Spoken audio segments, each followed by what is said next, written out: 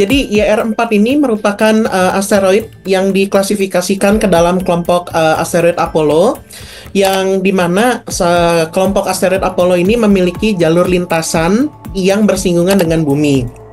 Nah, asteroid YR4 ini di bulan Desember 2024 itu mencuri perhatian para peneliti dikarenakan memiliki kesempatan atau memiliki potensi untuk bertabrakan dengan bumi di tahun 2032.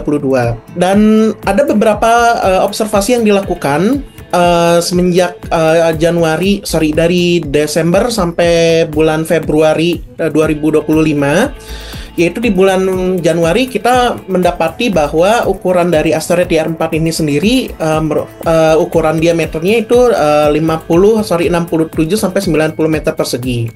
Lalu dilakukan lagi observasi yang lebih mendalam menggunakan James Webb Telescope dan didapati ukuran diameternya itu 53 sampai 60 meter persegi atau sebesar gedung 10 lantai. Jadi lumayan ya, itu kalau agak numbuk bumi itu lumayan ukurannya. Nah, kalau di antariksa sendiri kan ada beberapa grup asteroid ya. Jadi ada yang namanya Apollo. Nah, YR4 ini masuk ke dalam grup Apollo. Terus ada Athens.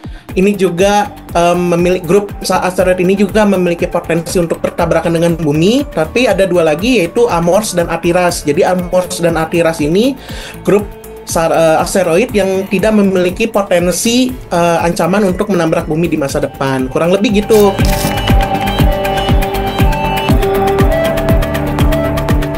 Berdasarkan analisis awal ya, jadi di bulan Januari itu sempat dikeluarkan bahwa asteroid YR4 ini memiliki potensi untuk bertabrakan dengan bumi di tahun 2032 itu sebesar 1,3%. Jadi 1, itu sudah digolongkan ke dalam kategori yang cukup mengkhawatirkan, atau mungkin bukan mengkhawatirkan ya, tapi lebih tepatnya membutuhkan perhatian khusus daripada astronomer. Dan tetapi ada kabar bahagia, yaitu di laporan final di bulan Februari, tepatnya di akhir bulan Februari kemarin, YR4 ini justru menjadi 0 potensinya, atau 0,004%. Jadi setelah dilakukan pendekatan penelitian yang lebih intensif, observasi yang lebih intensif, ternyata YR4 ini sekarang diklasifikasikan bahwa di 2032 mungkin dia tidak akan menabrak bumi, tapi mungkin hanya akan melintas dekat bumi.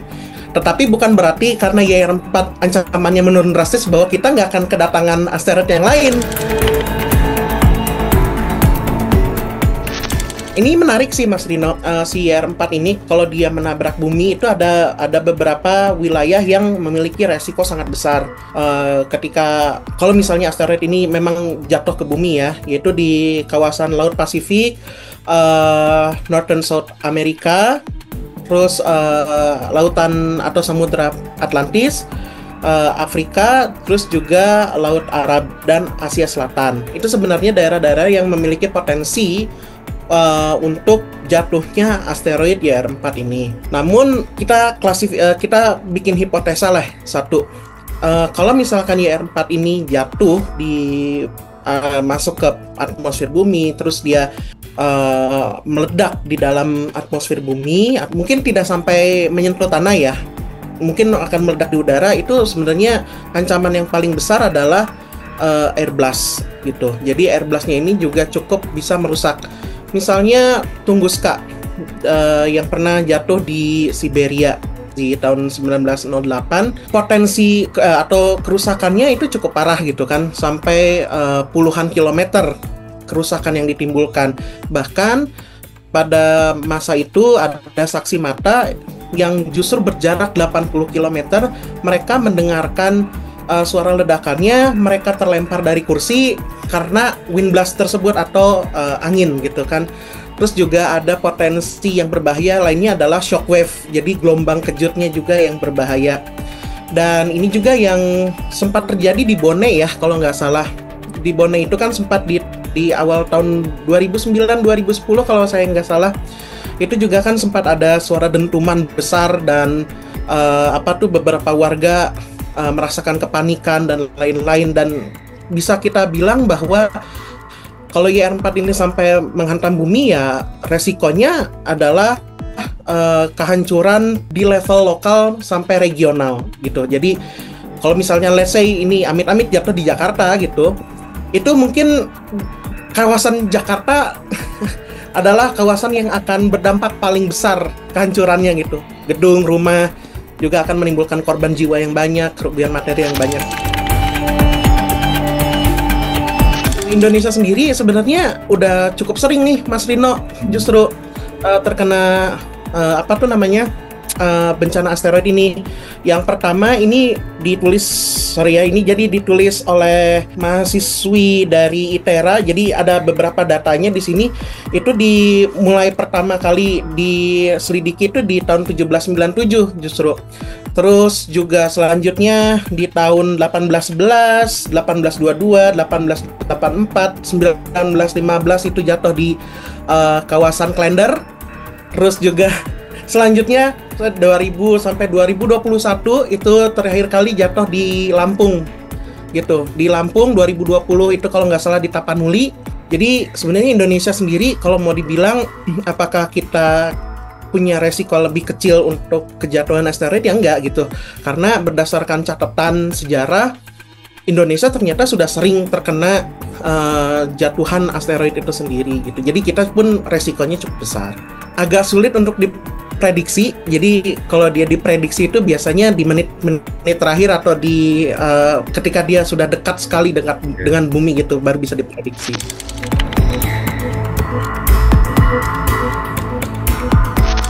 Indonesia sebenarnya yang sejauh saya tahu ya ada 3 observatorium.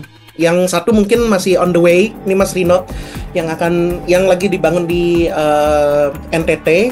Jadi yang 2 sekarang aktif itu kan ada di ITERA sama di BOSA. Itu sebenarnya bisa dijadikan sebagai deteksi awal ketika ada asteroid yang akan masuk ke dalam atmosfer bumi. Tetapi selain itu kita juga punya namanya adalah Meteor Wind Radar. Itu yang beroperasi di Agam, Sumatera Barat, dan Garut, Jawa Barat. Jadi itu dioperasikan oleh BRIN. Dan juga beroperasi di Manado dan Agam. Jadi kita sebenarnya punya beberapa alat pendeteksi khusus untuk, mungkin bukan khusus ya, tapi lebih tepatnya adalah pendeteksi ketika asteroid itu mengancam permukaan bumi. Jadi mungkin yang diharapkan adalah observatorium yang nanti akan selesai dibangun itu adalah observatorium Timau di NTT yang tentu dengan teknologi terbaru ya gitu. Jadi Indonesia sendiri sebenarnya kalau dibilang secara teknologi apakah sudah cukup siap? Ya sebenarnya sudah cukup siap gitu Mas Rino gitu. Intinya kalau observatorium itu adalah salah satu syaratnya adalah langitnya harus gelap gitu. Salah satu syaratnya tuh langitnya harus gelap. Dan misalnya kan di kawasan Lampung sendiri kan langitnya masih terjaga dari polusi cahaya ya. Terus juga BOSA dari tahun 1920-an kan sebenarnya bisa dikatakan tempatnya tinggi, minim polusi cahaya ya. Kalau sekarang sih ya enggak ya gitu. Dan Timau itu kondisinya bagus karena mungkin juga jarang curah hujannya sedikit. Jadi langit itu lebih jelas, juga tentu saja polusi cahaya masih amat-amat sedikit. Ketika kita berbicara dalam ranah internasional, itu sebenarnya tidak ada aturan khusus atau pasal khusus yang membahas bahwa negara-negara harus bekerja sama untuk melakukan mitigasi kebencanaan antariksa gitu. Tetapi memang di Outer Space Treaty atau Ruang Angkasa 1967 itu memberikan keleluasaan negara untuk melakukan aktivitas dan juga memberikan kewajiban bagi negara-negara untuk melakukan kerjasama, duty to cooperate, gitu kan. Nah, di Outer Space Treaty sendiri mungkin yang lebih terkait dengan proses penanggulangan bencana antariksa itu mungkin di pasal 4 ya. Karena sebelumnya kita harus membahas dulu sedikit terkait dengan body atau terkait dengan badan yang dibentuk secara khusus di bawah United Nations for Outer Space Affairs, ya gitu. Jadi NASA itu ada 2 badan khusus namanya IAWN, jadi itu International Asteroid Warning Network, dan SMPAG. Nah, SMPAG ini isinya adalah Space Agency dan negara-negara. Dan IAWN ini isinya adalah observatorium dan juga analis-analis antariksa. Kedua badan ini memiliki fungsi yang berbeda tetapi saling terkait. Jadi kalau IAWN ini dia itu lebih berfokus kepada observasinya. Jadi IAWN ini akan melihat asteroid mana yang memiliki resiko untuk bertabrakan dengan bumi, terus ditentukan diameternya, terus ditentukan juga berapa persen kemungkinannya untuk menabrak bumi.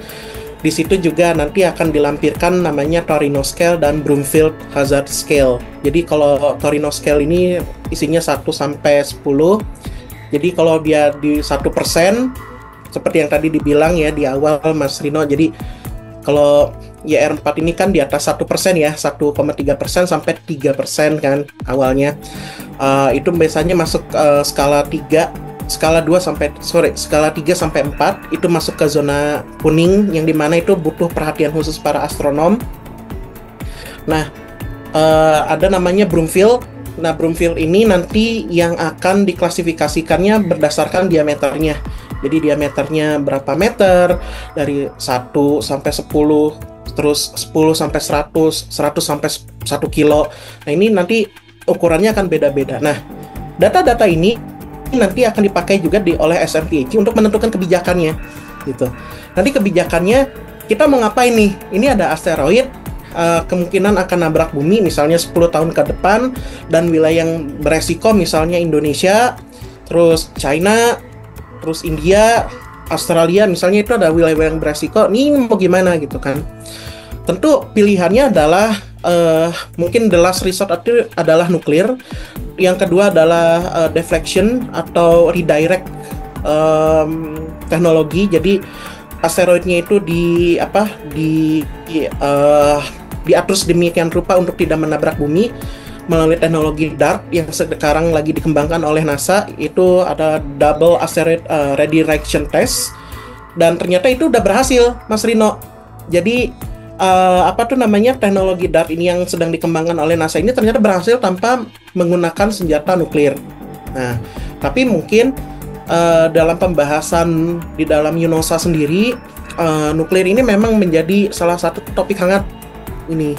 Karena kalau Mas Rino pernah nonton film Armageddon deh, ada asteroid yang mau jatuh ke bumi, terus pemerintah Amerika menghubungi beberapa ahli, misalnya ahli geologi, astronomi, dan lain-lain, terus dikirim ke asteroid tersebut untuk nanam bom nuklir gitu, biar asteroidnya pecah dan nggak jadi nabrak bumi.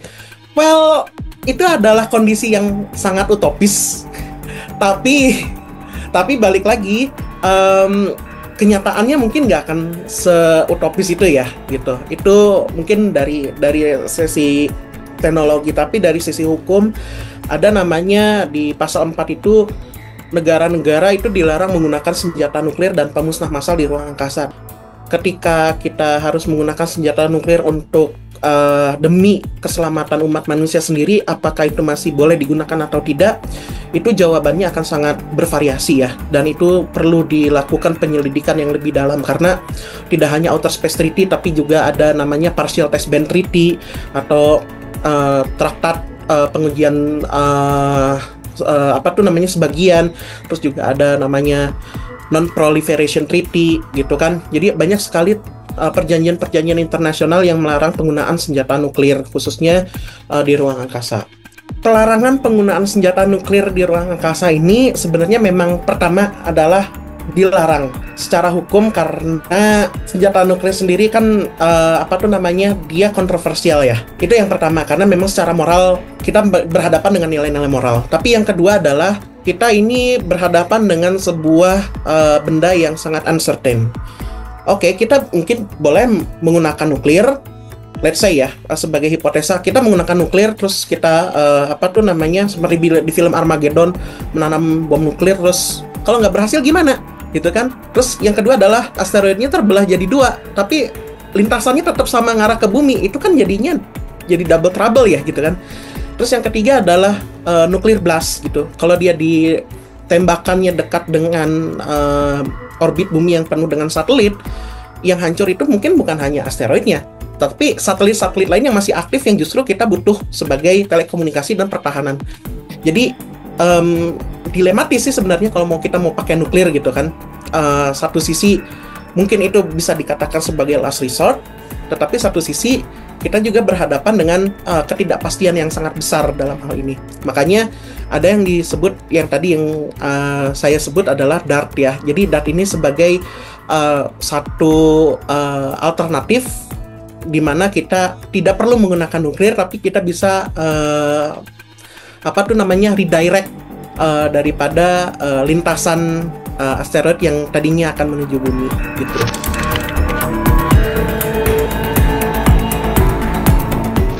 Sejauh pengamatan saya ternyata Indonesia belum masuk ya. Tetapi yang sekarang perlu didorong adalah bagaimana lembaga-lembaga observatorium di Indonesia itu bisa masuk dan terlibat aktif gitu ya. Jadi seperti misalnya let's say observatorium ITERA, mereka bisa saja ikut sebagai anggota. Mereka tinggal membuat letter of intent, kita bisa melakukan apa, kita punya fasilitas apa gitu kan. Nanti mereka akan menjadi bagian dari network system itu. Terus BOSHA misalnya, terus ataupun milik pemerintah Indonesia itu di Observatorium Timau yang akan segera beroperasi gitu kan. Sebenarnya bisa saja gitu Indonesia untuk menjadi bagian dari network system itu. Nah, kalau untuk SMPAG Indonesia juga sayangnya sampai sekarang belum. Tetapi Indonesia itu kan merupakan negara anggota UNOSA. Jadi mungkin secara tidak langsung pun akan mendapat pertama informasi, yang kedua Indonesia pun sebagai negara anggota pasti akan dimintai pendapat terkait dengan kebijakan yang akan diambil terkait dengan mitigasi keantariksaan.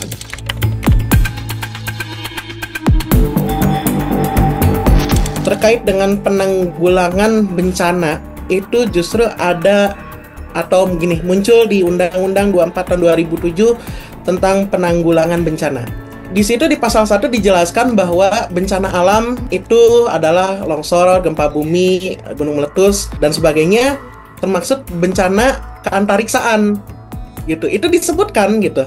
Dan ada juga bencana non alamiah gitu kan, seperti ledakan dan lainnya, termasuk juga bencana antariksa, misalnya space debris atau sampah antariksa yang masuk kembali ke permukaan bumi.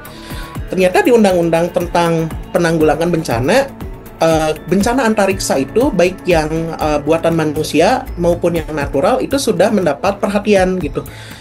Dan ini juga terefleksikan di pasal 6 di Undang-Undang 21 tahun 2013 atau Undang-Undang Keantariksaan Indonesia, bahwa yang dinamakan benda jatuh antariksa itu adalah benda yang berasal dari antariksa yang jatuh ke permukaan bumi.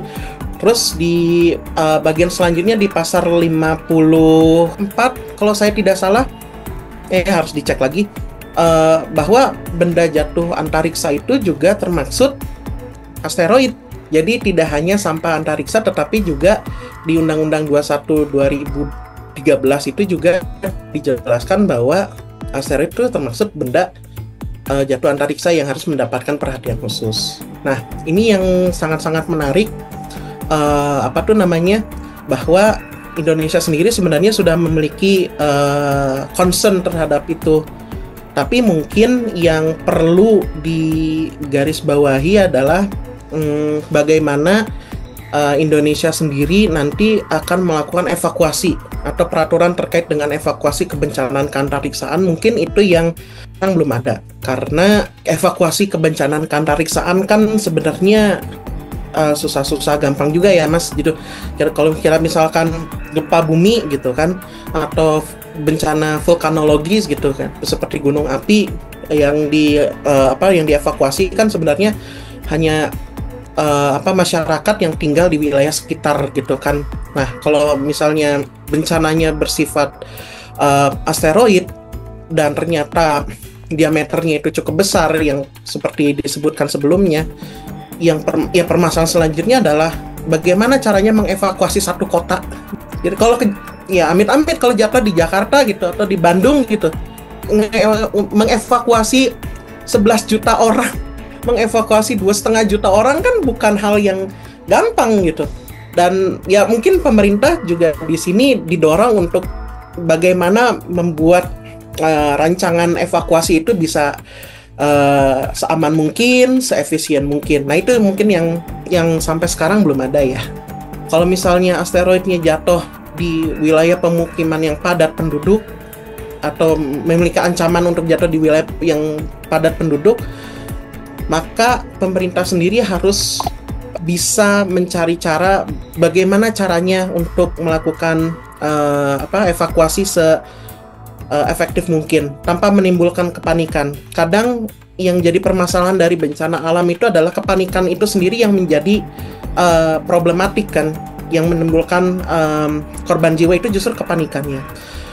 Itu yang pertama. Yang kedua adalah mengedukasi, khususnya mungkin yang paling gampang adalah adik-adik yang masih duduk di bangku sekolah, kira-kira apa sih benda antariksa yang jatuh itu, asteroid itu apa sih, terus kalau misalnya ada kejadian benda antariksa jatuh, kita harus melakukan apa sih gitu. Karena kan kita beberapa kali dengar bahwa benda antariksa atau meteor yang jatuh, yang menjadi meteorit yang jatuh di permukaan bumi itu malah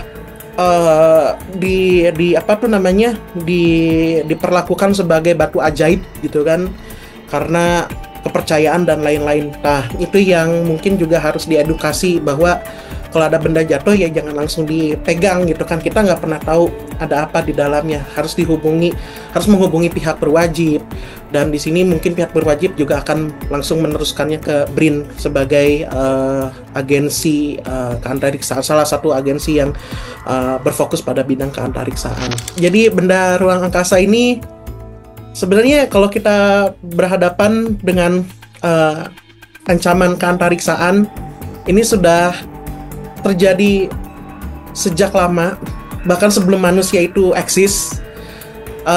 Tapi sekarang itu kan manusia sudah punya teknologi ya, kita sudah berpikir keras bagaimana kita untuk terhindar dari efek yang mematikan daripada bencana keantariksaan.